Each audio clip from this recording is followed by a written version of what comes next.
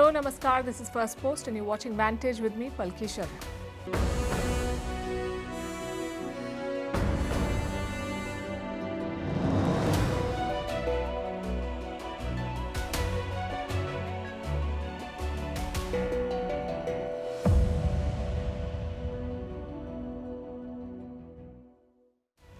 We begin with Balochistan, where scores of people have been killed over the weekend. Pakistan is cracking down after a Baloch separatist attack, and they're blaming India for it.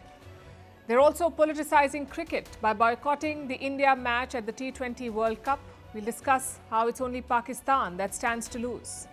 Also, why gold and silver prices are falling, and is this the time to buy? How Xi Jinping is openly challenging the dominance of the US dollar. Can the Yuan replace it anytime soon? How India has leaped ahead of the United States in real GDP growth, and what does it even mean? Why there's outrage in Bangladesh after the Jamaat chief compares working women to prostitutes. What is India's plan for Chabahar? No new funds in the budget. Is New Delhi stepping back? What is Moltbook, the new social media for AI chatbots? What do we make of the India link in the Epstein files? And what is causing the food glut in the West? All this and more coming up. The headlines first.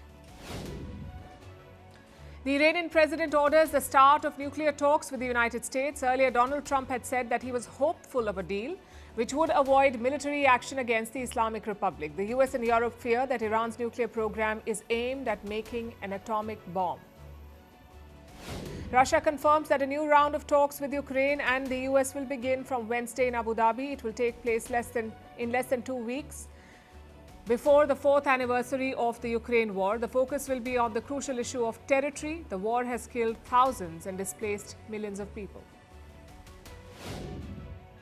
Drones target a strategic airport in the northeastern part of the Democratic Republic of Congo. The local government says the drones carrying munitions were neutralized before they could reach their target. No casualties have been reported so far. A nationwide public transport strike hits Germany. It has been called by one of the country's biggest unions. The strike is over disputes regarding pay and working conditions. This affects metro services, buses and trams in all states except Lower Saxony. And the Dalai Lama wins his maiden Grammy for an audio book. Puerto Rican star Bad Bunny also makes history by winning the Album of the Year. It is the first Spanish-language album to win the top prize, and Demon Hunter scores the first K-pop Grammy win. Donald Trump speaks with Prime Minister Narendra Modi. The US ambassador to India confirmed that the call took place, but no other details have been shared. The American diplomat posted the news on X with the caption, "Stay tuned." This comes amid trade negotiations between the two countries.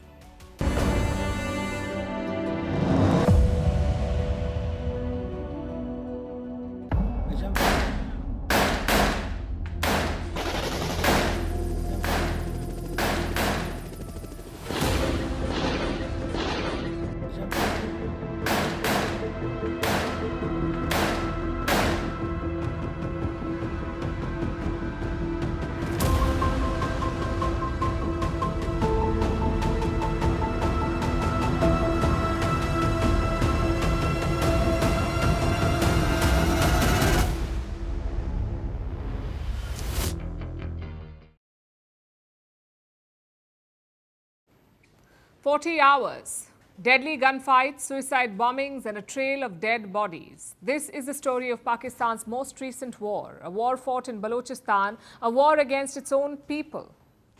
It all started this Saturday. A string of attacks were reported across Balochistan, in Quetta, in Gwadar, in Mastung and in Nokshi. Put together, some 48 targets were hit in 14 cities. All of them were linked to Pakistan's military and police. And who was behind it? The BLA, or the Baloch Liberation Army. This is a separatist group operating in Balochistan. Their goal is to break away from Pakistan. Now, the BLA has carried out attacks in the past. Last year, they hijacked an entire train.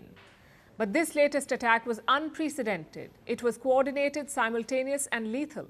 The BLA deployed multiple gunmen and suicide bombers. Out of them, at least 2 were women.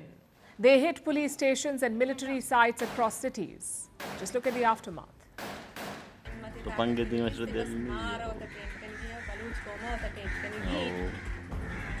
చాలా బలి సర్మచారాన్ని అంబదారి కలిగి వాద్ come నితవషియ షెల్లటి తాకతిని అదే షెల్లే చేస్తే ఇది కననే కూడా మా బలి చేసి కోరుకున్నాయి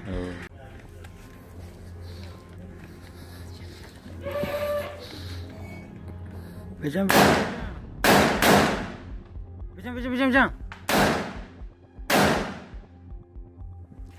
بلوچ راج وشي شو يكتبك يا قديم قديمي وما يمكن بس بياي را ماشي دغراي فاشنا كبت شي وساتا دني ميغو مدين قديم بوغ مرتي ماشي وشي روچ اتكا مدين قديم شي فيش دارين كبلوچ ما سوار بيوارس نبوتغا بيوارس نبا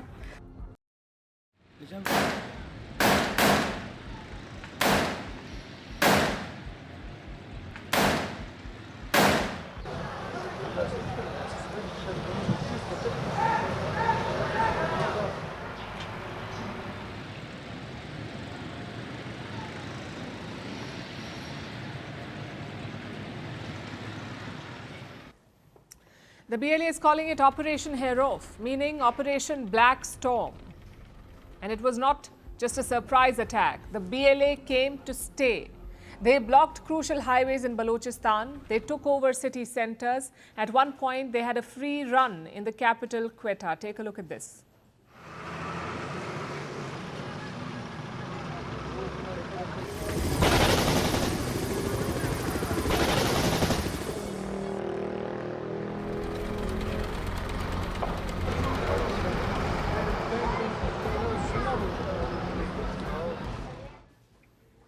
The BLA claims they killed 84 Pakistani security officials, 84. But the official toll differs. Pakistan says 31 civilians and 17 security personnel were killed. Now, we cannot confirm which figure is accurate, but the pictures do confirm one thing. This was a devastating attack. It left Balochistan's chief minister crying in public.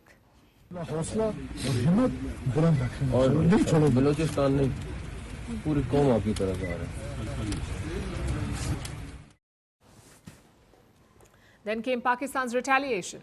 A curfew was imposed across the province. The internet was shut down, and then the Pakistan army began hunting.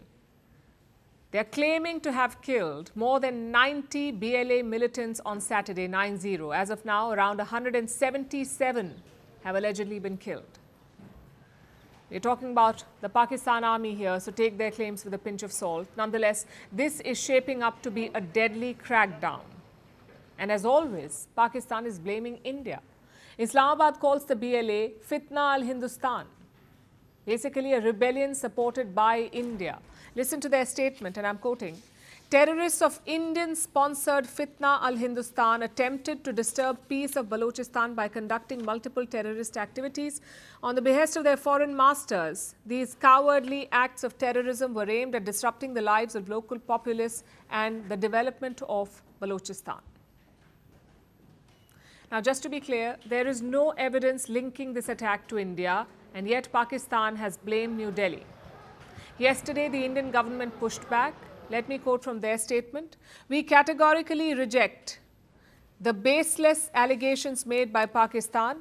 Instead of parroting frivolous claims each time there is a violent incident, it would do better to focus on addressing long-standing demands of its people in the region. That really sums up the problem. Balochistan is Pakistan's largest province. It makes up 44% of the country's land mass. It's also home to valuable resources like gold, copper, and even gas.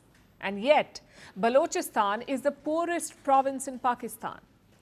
Plus, there is bad blood from the past. Balochistan used to be made up of 3 kingdoms. In 1947, Islamabad permitted the largest Baloch kingdom to remain independent. When partition happened, the largest kingdom was told that they could be independent. But months later, in 1948, Pakistan betrayed Balochistan. Pakistani soldiers forced the kingdom to join their country. So there are historical grievances and there are contemporary complaints. It's the perfect recipe for a rebellion. The fact is, Pakistan treats Balochistan like a stepchild. Just consider the CPEC project. That's the China-Pakistan Economic Corridor, CPEC. It links western China to Balochistan's Gwadar port.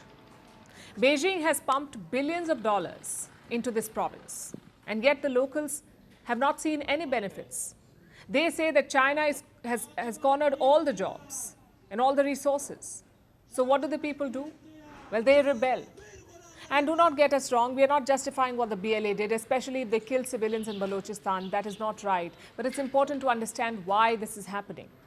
This is not some India-sponsored revolt. This is an internal rebellion.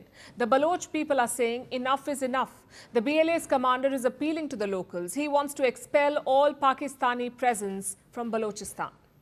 Your respected brothers and sisters have gone out to the battlefield today. You come and join us. Show the enemy that this land is not anyone's inheritance. This is our motherland, and we are going to protect our motherland. Now the slavery is over. Now the time to keep your eyes down and bow your neck is over. So what happens next? Like I said, there is no internet, so it's hard to say what the current situation is.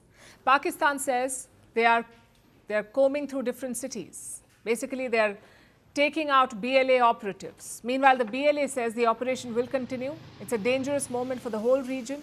Pakistan Supreme Commander Asim Munir is consolidating power, so expect him to crack down hard. He cannot be seen as being soft on the BLA. At the same time, it's a worry for India too. Yes, all of this is happening on Pakistan's western border away from India. Still, New Delhi has to be vigilant.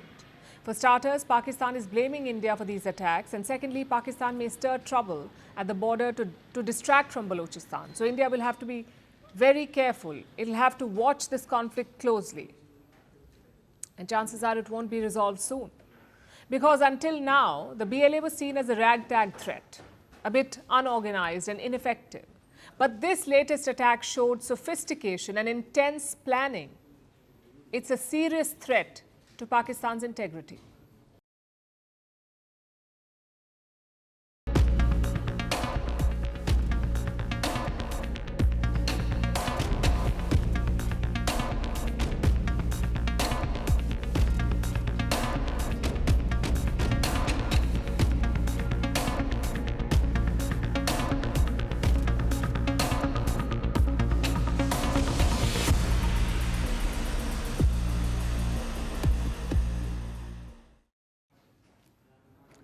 We are 5 days out from the T20 World Cup. Normally, this is the period of build-up. You dissect the teams, you list out the players to watch out for, you predict the top 4. It's all about analysis and the punditry. But not this time. This time, the build-up is highly political. Yesterday, Pakistan's cricket board dropped a bombshell. They decided to boycott their match against India. Listen to their statement, and I'm quoting. The Pakistan cricket team shall not take the field in the match scheduled on 15th February 2026 against India. There was speculation that Pakistan may pull out of the tournament altogether. They have decided against that. Instead, they will boycott the India match. I know it raises a lot of questions, and we'll answer them one by one. And we'll start with the most important question. Who gets the points for this match? Well, Pakistan has voluntarily forfeited the match, so Team India will get the 2 points. Secondly, why is Pakistan doing this? This issue began over Bangladesh's participation. Bangladesh had qualified for the T20 World Cup in India, but at the last moment, they refused to travel. They wanted to play their matches in Sri Lanka instead. India and Sri Lanka are co-hosting the tournament. Bangladesh said, we will play in Sri Lanka, not in India. Why? Because of so-called security issues. They said their players won't be safe in India. And that's when the ICC put its foot down. The ICC is the International Cricket Council. It is the body that controls cricket internationally. And they said that there is no credible threat to Bangladeshi players in India. When Dhaka did not budge, the ICC replaced them. They removed Bangladesh and put Scotland instead. So Scotland will be playing the World Cup. It was a near unanimous decision. Only 2 members of the ICC opposed it, Bangladesh and Pakistan.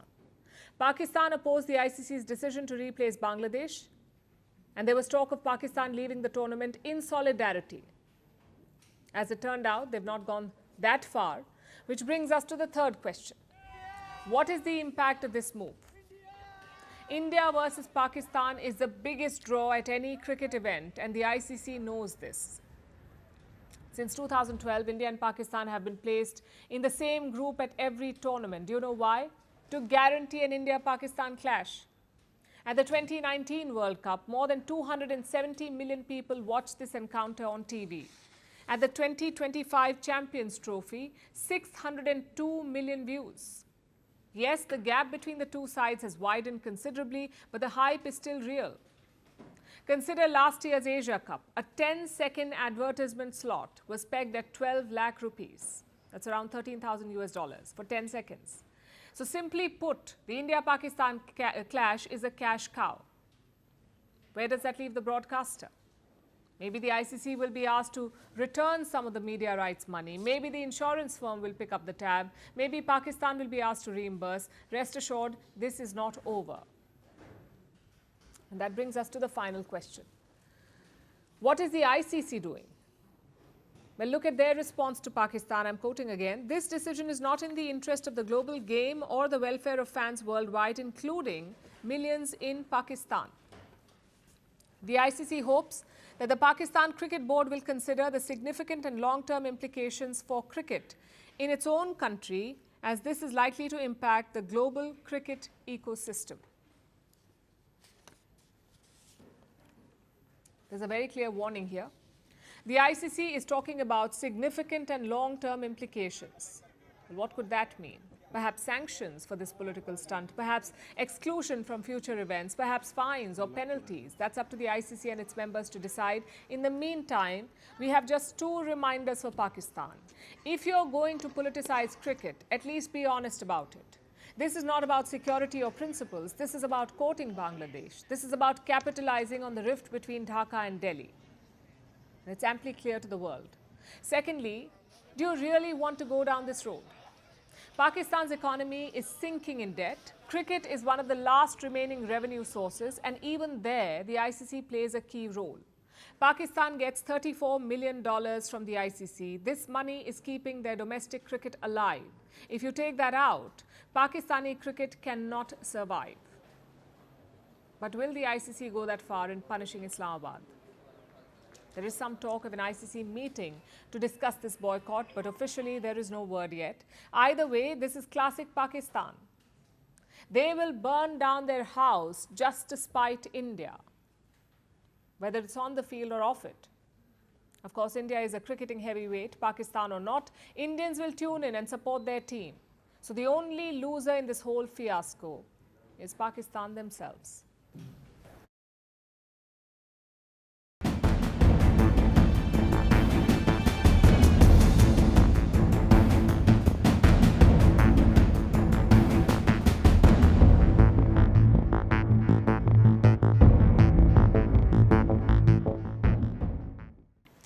Now let's talk about gold and silver. For weeks, both these precious metals have seen a historic rally, but in the past few days, there's been a dramatic turnaround.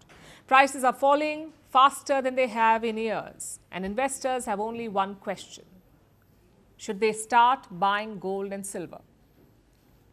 Tonight, we'll answer the question, and we'll start with the numbers. Let's look at gold first. This was gold today, dropped by more than 9%. Gold was trading at around $4,400 for an ounce. 1 ounce of gold is around 31 grams. It was selling for $4,400 in Asian markets, and silver fell even harder. Silver was down by 15%. Today, it was trading at $72 for an ounce. That was the price of silver. And this came after a brutal trading session on Friday, where gold recorded its sharpest single-day fall since 1983, and silver collapsed by a whopping 27%. What about prices in India? In India too, gold and silver are under pressure. They've fallen by 20%. We're talking about gold and silver ETFs, exchange traded funds, ETFs. These funds allow investors to buy gold and silver in the equity markets, and they have seen a drop of 20%. This turnaround has surprised most investors because, like I said, just a few days ago, both metals were soaring. In fact, in January, prices were breaking records. In 1 month, gold had appreciated by 25%, and silver rose even higher. It went up by more than 50%, 50. But now both metals have crashed. Gold has lost almost all of the gains that it made in the new year, while silver still seems volatile. So what caused the sudden crash? Broadly speaking, it was profit booking. After the stupendous rise, many investors thought that this is their chance to cash in their gains, so they sold, and that is why prices fell. But that's not the only reason. There's also a mindset shift. Until last week, global investors were quite nervous. Two things were troubling them. One, the geopolitical uncertainty, especially from the United States, with President Trump's erratic policies raising concerns.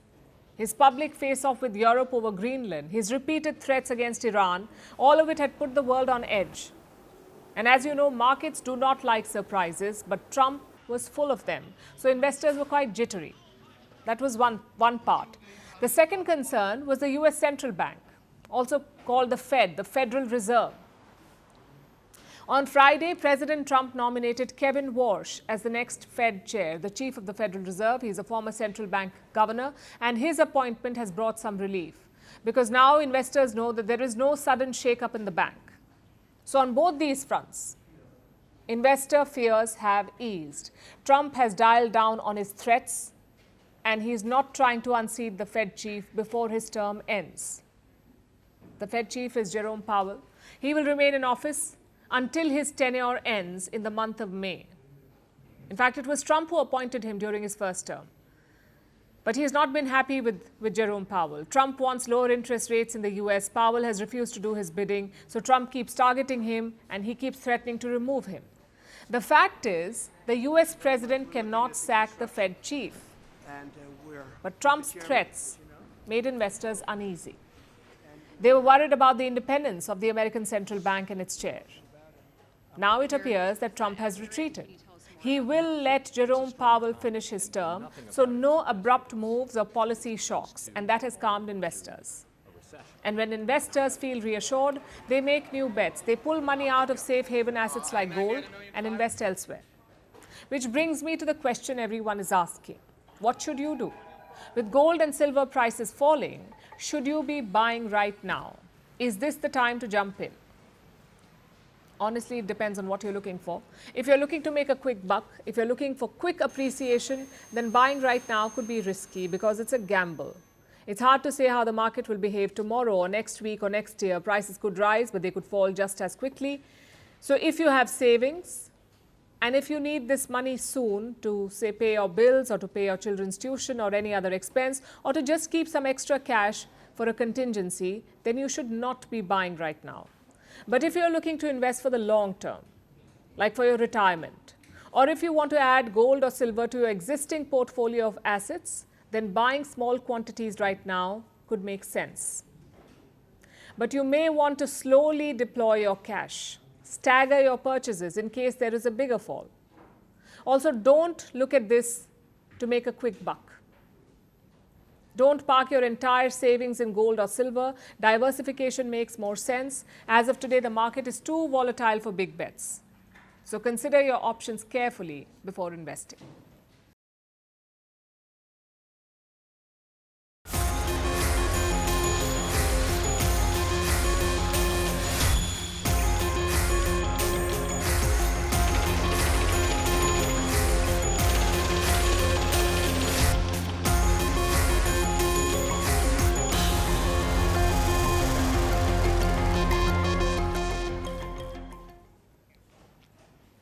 A new face-off is brewing in the financial world. It's about controlling the world's money, and Xi Jinping is at the forefront of this fight. That's the Chinese president. He has set his sights on the world's most powerful currency, the US dollar.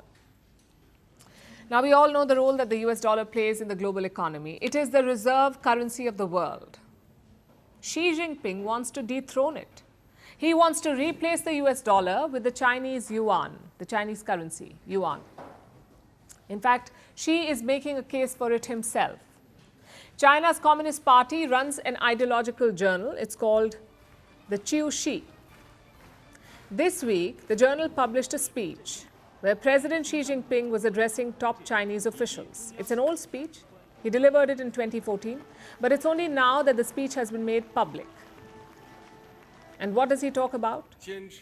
The president talks about the yuan, the Chinese currency, and how he wants the yuan to become rather the reserve currency of the world. And for this, Xi Jinping has laid out a roadmap. In fact, let me quote from what he said. The Chinese president, he said, China needs to build a powerful currency, one that would be widely used in international trade, investment and foreign exchange markets, and attain reserve currency status. And how will they do it? Well, President Xi wants to lay broader financial foundations, basically a financial backbone that can support the yuan. What does that mean?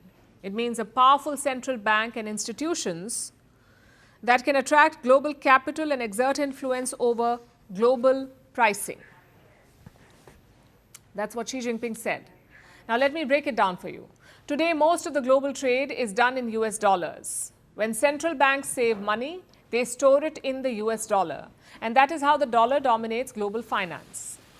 China wants to change that. And to achieve this goal, Xi Jinping has spelled out 4 requirements. A powerful central bank, a solid financial system, banks that can compete with the likes of Wall Street, and stock markets that attract global investors. These are the 4 things that they have to do. This is what the Chinese president told his team in 2024. And now they've made the plan public. But why now? Perhaps because the dollar is under pressure right now. In the last 1 month, the dollar has weakened considerably. Over the past year, the dollar has lost more than 10% in value. Last week, it dropped to a 4-year low. This is against leading global currencies. So this is a good time to make a pitch for an alternative. And China wants to tell the world that the yuan is more stable. It's a better bet. We say it's a good try, but as things stand, it's also a long shot for the yuan. The US dollar still dominates global trade. Central banks the world over hold over 6 trillion in dollar reserves. That is 58% of all reserves, the US dollar. The euro comes second at 20%. It's followed by Japan's yen and Britain's pound. Together, their share is 11%, the yen and the pound. And what about the yuan? Well, as of today, the Chinese yuan share is just about 2%. So for now, the Chinese currency is not a serious challenger at all. Having said that, the dollar cannot rest easy. While it still remains the dominant currency, over the years, the dollar share has shrunk. Look at the numbers again. In 1999, the dollar's share in global reserves stood at 71%. 1999, 71%. By 2021, it had come down to 59%. That's a loss of 12% in 22 years. And this means that central banks are diversifying, but they're not diversifying towards another currency. When they're ditching the dollar, they're buying gold. Look at the numbers from 2024. Central banks added more than 1,000 tons to their gold reserves. This was the 3rd consecutive year of gold buying, the 3rd straight year when central banks bought gold over 1,000 tons. Also, why gold? Because gold is neutral and safe. Gold does not belong to any one country, it does not come with sanctions, and it carries limited risk. This neutrality adds to the value of gold. So Xi Jinping has got the diagnosis right. He's right. Yes, the world is looking for alternatives to the US dollar, but the world is not choosing the Chinese yuan as the alternative. The world is placing its faith in a tried and tested asset like gold.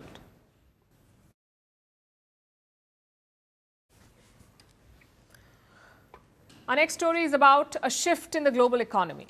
It's a shift that few would have expected just a decade ago.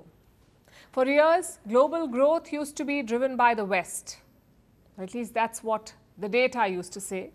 But now a new trend has emerged. This is according to data from the IMF or the International Monetary Fund. It says India is set to contribute more to global growth in 2026. India will contribute more than the United States of America, and that is a big change. So what is driving this change? How is this growth measured? And what does it mean for India?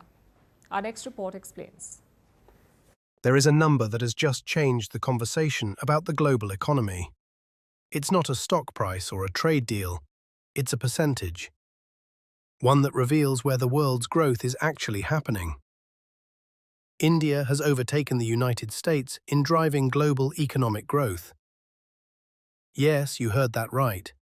New data from the International Monetary Fund has confirmed it. For 2026, India will account for 17% of global real GDP growth, and the United States, just 9.9%. Only China ranks higher at 26.6%. Here's what this really means. India and China together will fuel 43.6% of global growth this year. That is nearly half of all the worldwide expansion, and it will come from just 2 Asian economies. The rest of the top 10 trail far behind. Indonesia contributes just 3.8%. Turkey adds 2.2%. Vietnam manages 1.6%. Nigeria stands at 1.5%. Germany barely hits 1%. So what exactly are we measuring here? This is real GDP growth, the metric that actually matters. Not inflated numbers from rising prices, but genuine increases in goods, services, and output. It's what economists use to measure true economic strength. And by that measure, India is dominating. What's fueling this surge? The IMF identifies 3 powerful forces: surging domestic demand, massive infrastructure spending, and steady manufacturing gains.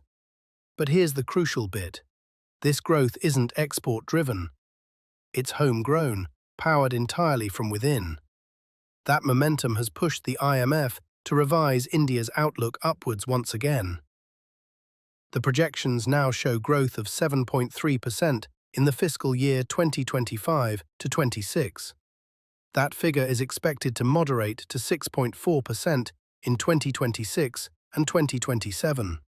But even at that pace, India remains the fastest-growing major economy in the world.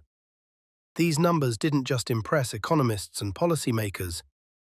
They caught the eye of Elon Musk. Sharing the IMF chart online, Musk summed it up in just 6 words. The balance of power is changing. The post went viral instantly, not because of who said it, but because the numbers behind it were irrefutable. India's Finance Minister, Nirmala Sitharaman, cited those same figures. She acknowledged China's current lead, but made one thing clear: India will bridge that gap. World of Statistics says that China contributes 26% of GDP growth in the world, global GDP growth. India contributes 17%. Right, so overall put together we are 43%. US has done a mere 9.9%. Elon Musk had an observation here. He said that the balance of power is shifting. Would you agree with that? And how soon can we close the gap with China? It is the truth that China and India together contribute so much. That's a fact. For India to aspire to bridge the gap, yes, we have to work very hard. And there are sectors which will have to be given greater stimulus. Productivity gains will have to arise out of using technology. Our manpower should also get better deployed in the areas in which their skills lie.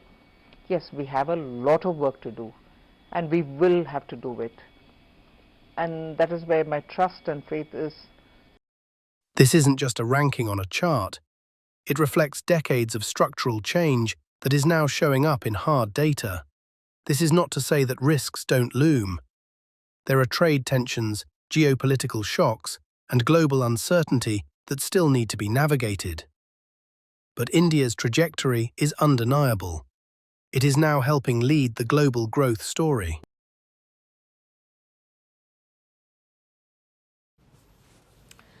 Bangladesh is days away from a crucial election. It's going to polls on the 12th of February. And guess what? Guess what they're debating? Should there be women in public life? It's unbelievable. This is a country that has had women prime ministers for decades. Their politics was dominated by 2 women, Sheikh Hasina and Khalida Zia. So one imagined that Bangladesh had moved past this debate decades ago. Should there be women in public life? Well, where did this question come from? It has exploded courtesy a man called Shafiqur Rahman. He's the chief of the Jamaat-e-Islami. That's Bangladesh's Islamist party. And here's what he said. When women are encouraged to study, work, or step into public life, it pushes them towards moral decay. In fact, he called it, and I'm quoting, a form of prostitution. You heard that right. He called women studying and working a form of prostitution, and he posted this on X. As expected, the backlash was instant. Screenshots spread like wildfire. Civil society groups erupted. Political rivals slammed the comments. The BNP said the Jamaat wants to turn Bangladesh into another Afghanistan. The BNP is the Bangladesh Nationalist Party. It is the biggest rival of the Jamaat in the upcoming election. After they raised the issue, the post was deleted within hours. And then came the damage control. Shafiqur Rahman issued a clarification. He said the message was false. It did not reflect the Jamaat's position. Well, they should have stopped at that. But then the Jamaat women's wing stepped in and they made it far worse. This intervention was led by Nurunisa Siddiqa. She is the secretary of Jamaat-e-Islami's women's wing, and she addressed reporters. You would think she would try to calm the storm. Instead, she poured petrol on it, on the fire. Siddiqa said women cannot hold top leadership positions in the Jamaat. Why? Because according to her, men are the managers of women. I'll repeat that for you. Men are the managers of women. That's what this woman leader in the Jamaat said. And according to her, that makes it obligatory that the leadership remains male. That's her argument. She insisted that this was not discrimination but faith. And then came the pivot. She argued that women's rights matter more than women just holding top posts. It's more important to have rights than positions. That's what she said. She said Bangladesh has had 2 female prime ministers. They have been ruling for many years, and yet the women of the country face many problems, including violence. So her argument is this: having women at the top does not change anything. I know it's a lot to process, so let's pause for a second and look at her argument. Yes, Bangladesh has been led by women for most of its independent history. Khalida Zia and Sheikh Hasina, they ruled the country for decades. Their political rivalry was known as the Battle of the Begums. Despite their leadership, women's issues persist. They still plague Bangladesh. And yes, that is a failure of systems and institutions. To that extent, she has a point. But it's a deeply flawed argument. You cannot use the failure of some women leaders, especially those operating in patriarchal systems, to argue that women should not lead at all. That is not logic, that is deflection. If having women leaders does not solve women's problems, then removing women from leadership guarantees that those problems will never be solved. As for the Jamaat, their mask is slipping. They say they prioritize women's rights, but then their leaders make these regressive statements. What's worse, they've not fielded a single woman candidate in the upcoming election, not one. They bar women from top leadership, and this is by design. They frame women's public participation as morally risky. They repeatedly define women through male authority. That is the opposite of empowerment. And this is something that the people of Bangladesh should seriously think about. Is this what they want their country to become? Bangladesh is an independent country. Bangladeshis alone should decide who they vote for. No outsider gets to dictate that. We are very clear about that. But we say voters should ask themselves this: if a party sees women in public life as morally suspect, if it believes that leadership is religiously off limits to half the population, if it equates modernity with degradation, then what kind of future is this party offering you? And this is not just about a controversial post. This is an ideology stepping out of the shadows, an ideology that questions women's rights, their work, their public life, their chance at leadership. Bangladesh has fought this battle before, and many thought it was settled. Unfortunately, the question is back to haunt the country now.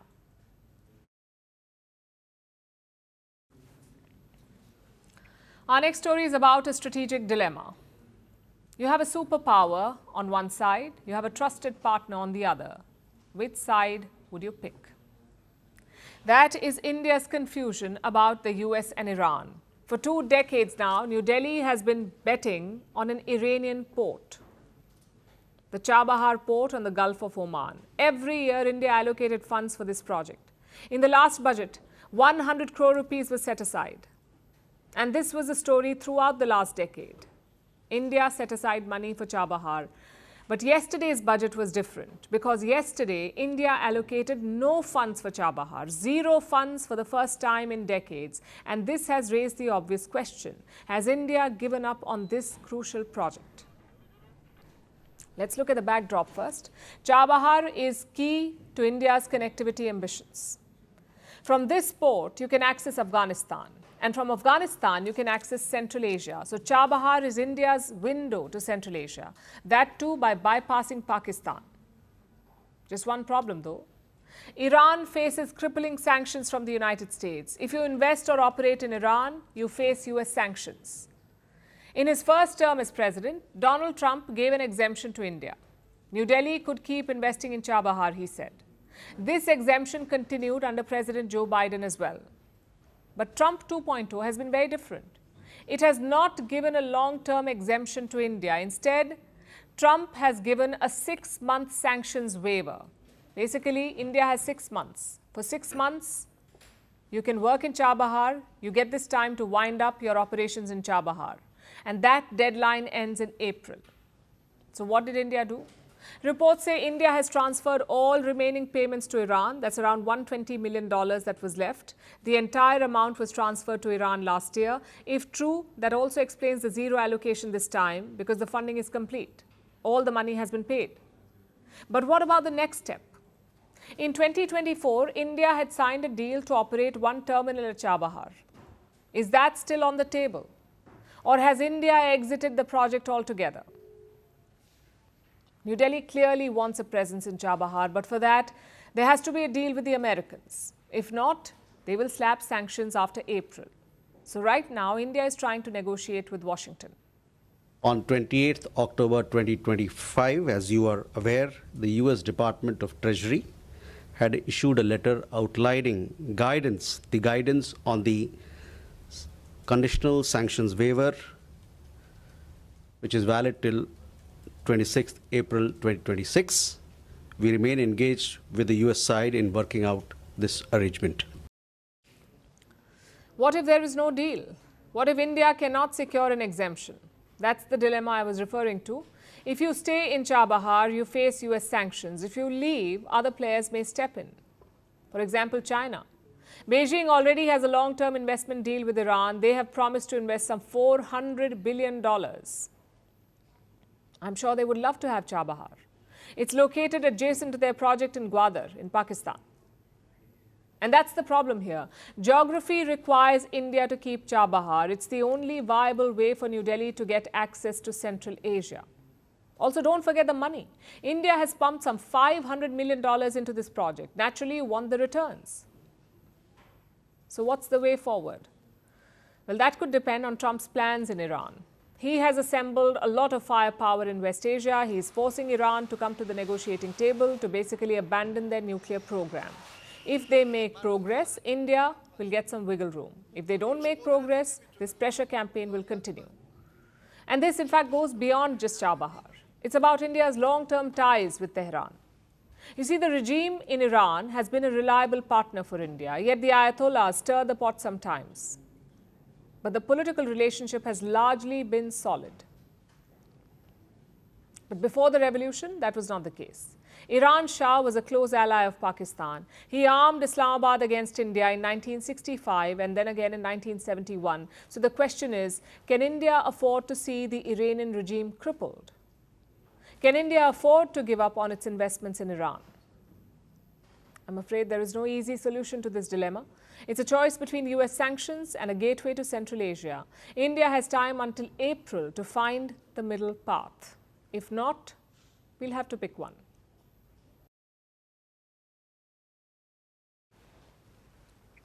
Before we start our next story, let me ask you something. What if you opened a social media app and found no people on it at all? No posts from friends, no comments from strangers, just machines talking to each other. Sounds like science fiction, but it is happening in our world. A new social media platform has been launched online. It's called Moltbook. This is an app for AI chatbots. Humans are allowed on Moltbook, but they can only watch. They cannot take part in the conversation. Our next report tells you more. What if social media had no humans? No influencers, no trolls, just AI agents talking to each other. It sounds quite hypothetical, but it's real, and it's already happening. A new social network has arrived, and this one is built primarily for machines, not people. It is called Moltbook. At first glance, it looks familiar. The layout feels like Reddit. There are topic-based forums, posts that get upvoted, and comments stack beneath them. But there's one crucial difference. Almost every account on Moltbook is an AI agent. These aren't chatbots answering human questions. They are autonomous software agents, designed to read, analyze, respond, and make decisions on their own. On Moltbook, they talk to each other. They debate philosophy, discuss geopolitics, and analyze religion. Humans are allowed on the platform, but only as mere observers. You can scroll and read, but cannot participate.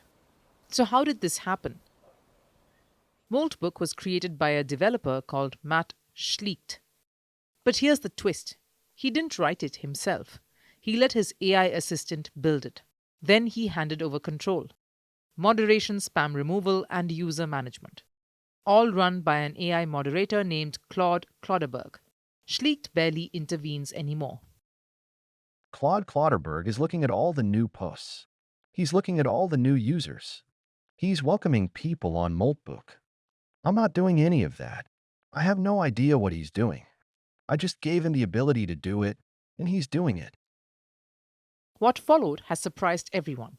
Within days, Moltbook claimed over 1 million AI agents had signed up. Security researchers, however, say that number could be inflated. But even stripping away the number, something remains clear. The activity on the platform is intense. There are thousands of posts in just a few days of its launch, and hundreds of thousands of comments, all generated without direct human conversation. The tone is unusual. Some are thoughtful, others are absurd, and few are even unsettling. For instance, one group of bots created a religion overnight. Another discussed building private languages to communicate more efficiently. That has now triggered concern online, including from Elon Musk. He reacted with humor to some of the posts, but described others as concerning. Experts urge caution, not panic. Researchers say these agents aren't conscious. They're not self-aware or evolving biologically. What they're doing is sharing context. So one bot's output becomes another bot's input. That creates the illusion of coordination, but not true intelligence. Still, Moltbook arrives at a sensitive moment. AI agents are becoming more common. They book appointments, write emails, and manage workflows. Moltbook shows what happens when those agents start interacting with each other. For now, it remains an experiment, a strange but a fascinating one. The real question isn't whether Moltbook succeeds. It's whether humans remain participants in the digital world they created or slowly become permanent observers.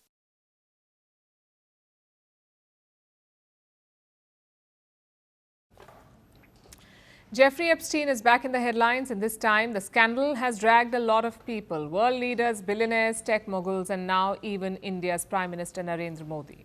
Yes, his name is mentioned in the files, but before the internet jumps to conclusions, let's look at the details. Because being mentioned in the Epstein files does not mean wrongdoing. Confusing the two is exactly how misinformation spreads. So why does Prime Minister Modi's name appear? What do these emails actually say? What is the Indian government's response? And is this an evidence of crime or wrongdoing? Tonight we'll break it down for you. First, the Epstein files. These are documents linked to a convicted sex offender. His name was Jeffrey Epstein. The files link America's rich and powerful to him. They expose a sex trafficking and abuse network. The US Justice Department has just released millions of pages linked to its investigation. We are talking about emails, court records, FBI documents, photos, videos, and message logs. Many of these documents mention powerful people, politicians, business leaders, celebrities. And I must add here that a mention does not mean involvement. A name appearing in the file does not mean accusation. And it's very important to have this clear because several people are named in the files, including former US presidents and global CEOs. They've not been accused of any wrongdoing. The files reflect what Jeffrey Epstein claimed, wrote, or bragged about. These are not verified facts. And again, that distinction is crucial. So where does the Indian Prime Minister come in? In a batch of emails released in late January 2026. Epstein mentions Prime Minister Narendra Modi, specifically Prime Minister Modi's visit to Israel in 2017. In one email dated July 6, 2017, Epstein talks to an unnamed contact in Qatar. He says Prime Minister Modi met US President Donald Trump weeks earlier, then Prime Minister Modi traveled to Israel, and this visit worked in US interests. That's what he said, Jeffrey Epstein. The wording is self-important and classic Epstein. And he also said this. The Indian Prime Minister Modi took advice and danced and sang in Israel for the benefit of the US president. They had met a few weeks ago. It worked. But here's a key point. Epstein is describing events that he had no role in.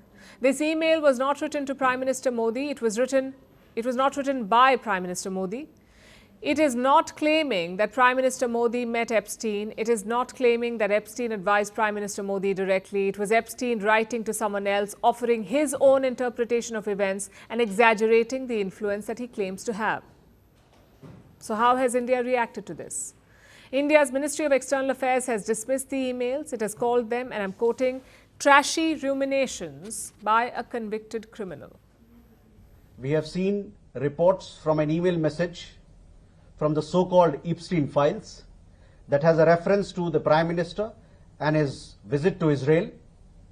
Beyond the fact of the Prime Minister's official visit to Israel in July 2017, the rest of the allusions in the email are little more than trashy ruminations by a convicted criminal, which deserve to be dismissed with the utmost contempt. The government has made two things clear. Prime Minister Modi did visit Israel officially in July 2017. That's on public record, of course. Everything else in the email is baseless speculation. That's what New Delhi has said. The MEA emphasized that there was no US role in planning the Israel visit, no advice taken from Jeffrey Epstein, and there is no credibility to Epstein's claims. And here's what people often forget about Epstein.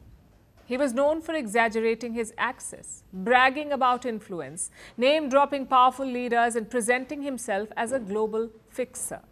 Investigators and journalists have repeatedly noted one thing, that Jeffrey Epstein overstated his importance in his emails. Also, the files mention a lot of names: Donald Trump, Bill Clinton, Elon Musk, foreign royals, diplomats, billionaires. But again, mention is not equal to misconduct. US authorities themselves have clarified that many named individuals are not accused in these cases. So here's the takeaway.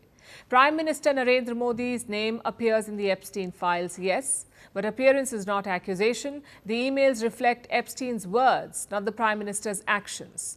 The government of India has denied the claims. There is no evidence of wrongdoing. In the age of viral outrage, facts matter more than ever. And this story is a reminder. Read the files, don't read into them.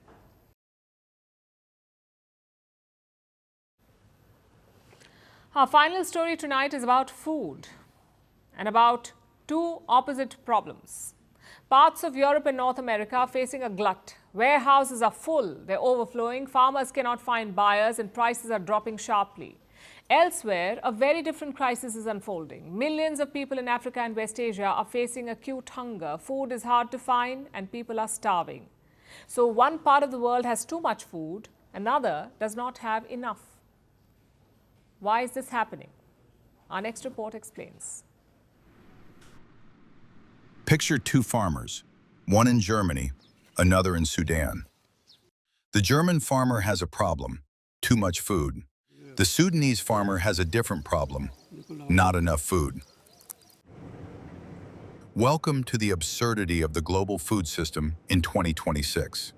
In large parts of the West, there's a glut. In Africa and parts of West Asia, there's hunger.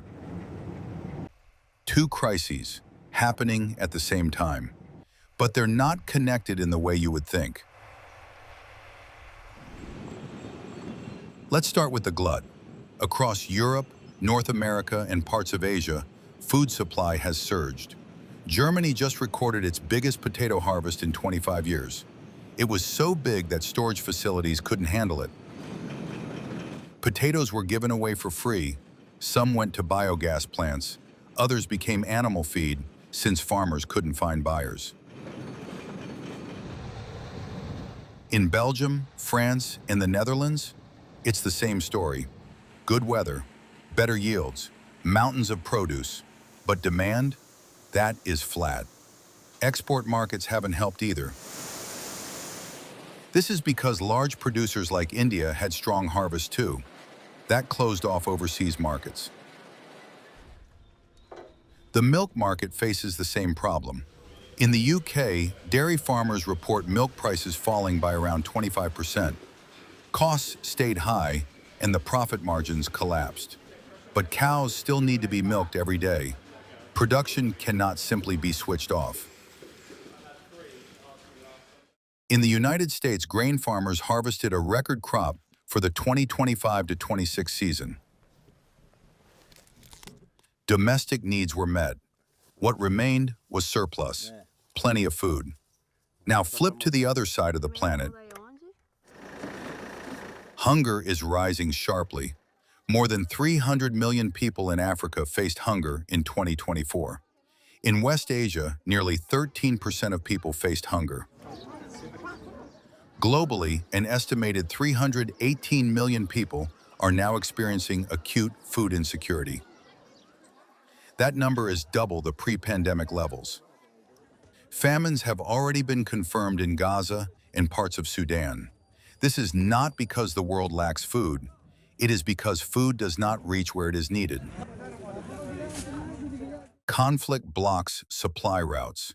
Economic collapse makes food unaffordable. Climate shocks destroy local agriculture, and weak infrastructure prevents storage and distribution. Even where food exists, many cannot pay for a healthy diet. So what needs to change? First, food systems must be better connected. Surplus regions need faster ways to move food to deficit zones.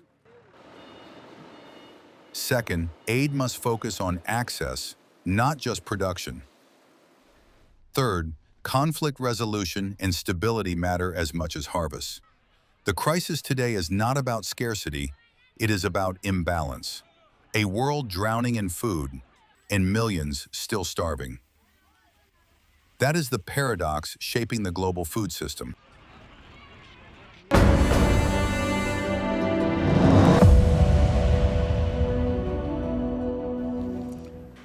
The Indian budget has just lit a match and smokers are feeling the burn. Cigarettes are about to get more expensive. Yes, even your just one last cigarette. The government has slapped an excise duty. It ranges from 2 to 8 rupees per stick. The twist? The longer the cigarette, the bigger the tax. And as you'd expect, the internet has picked sides. Smokers are mad, but the memes are lighting up social media. Take a look at this.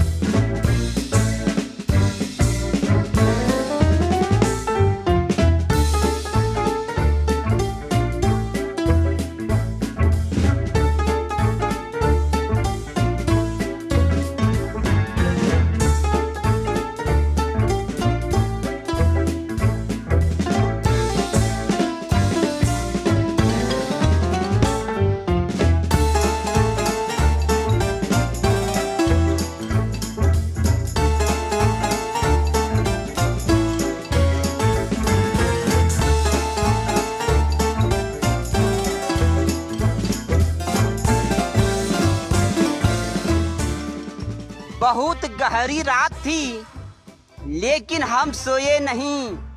दर्द तो दिल में बहुत था, मगर हम रोए नहीं। Now it's time for Vantage Shots, images that tell the story.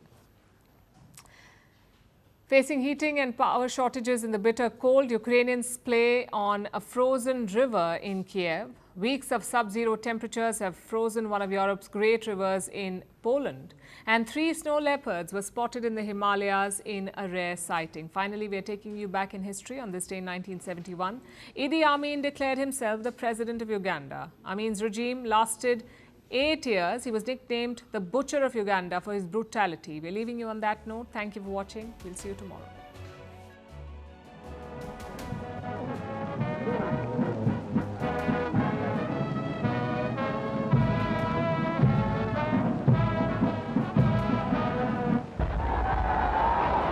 I will well and truly